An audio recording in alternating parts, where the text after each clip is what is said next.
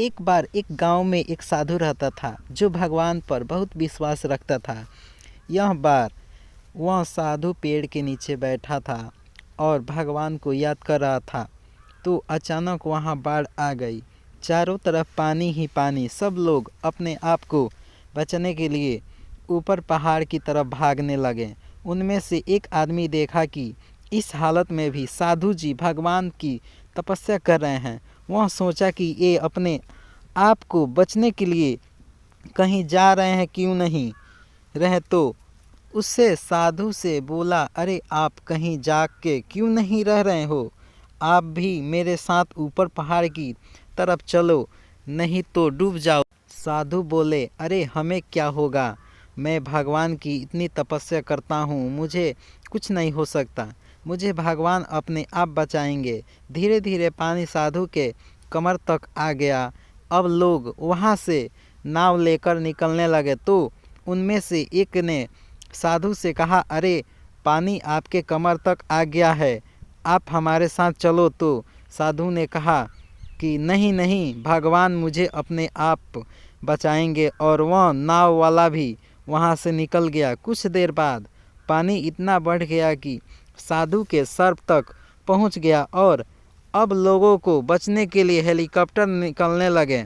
एक हेलीकॉप्टर साधु के पास आया, जो आखिरी हेलीकॉप्टर था। साधु के पास नीचे रस्सी फेंकी और बोला, इसे पकड़ो और ऊपर आ जाओ, नहीं आप डूब जाओगे। यह आखिरी हेलीकॉप्टर है और आपके पास में दूसरा कोई रास्ता नहीं है बचने के लिए।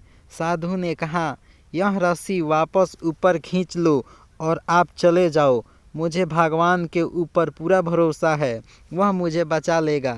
पानी काफ़ी ऊपर आ गया, पेड़ डूब गया और साधु की भी डूबने से मौत हो गई। मरने के बाद साधु भगवान के पास गया और बोला, हे भगवान, मैंने पूरी ज़िंदगी आपकी तपस्या की, मेरा सारा जीवन आपकी प्रार्थना करने में लगा दिया, फिर भी इतने भरोसे के साथ इंतज़ार किया कि तुम मुझे बचने जाओगे, लेकिन वहाँ मेरी डूब कर मौत हो गई और तुम नहीं आए।